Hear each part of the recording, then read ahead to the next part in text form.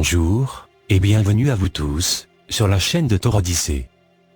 Souvenez-vous, du satellite Black Knight, ou Chevalier Noir, qui est un objet d'origine inconnue.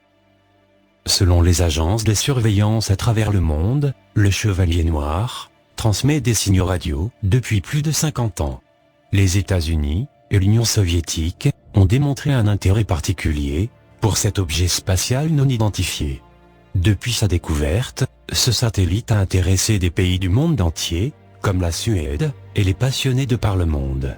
L'un d'entre eux est un opérateur radio, qui apparemment a décodé une série de signaux reçus du satellite extraterrestre, et les a interprétés en tant que plans stellaires concentrés sur le système solaire d'Epsilon Boötis, et que le Chevalier Noir est venu de ce système il y a 13 000 ans. Epsilon Boötis est une étoile de la constellation du Bouvier. Elle porte également les noms traditionnels de Isar ou Pulcherima. Il faut savoir aussi que le Black Knight aurait été découvert par Nikola Tesla en 1899.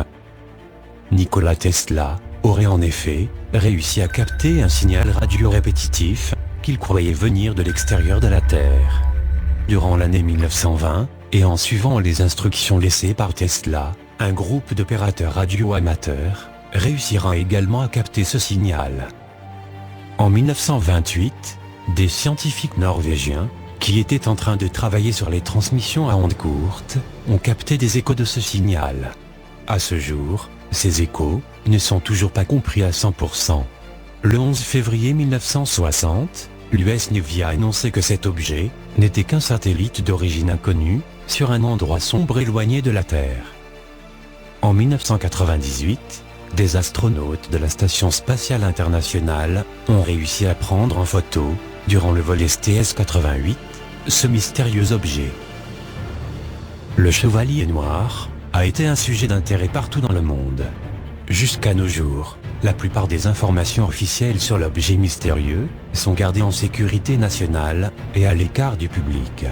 À ce jour, personne n'a de réponse sur la question la plus simple et logique, de qui a placé ce satellite en orbite polaire, et pour quel but.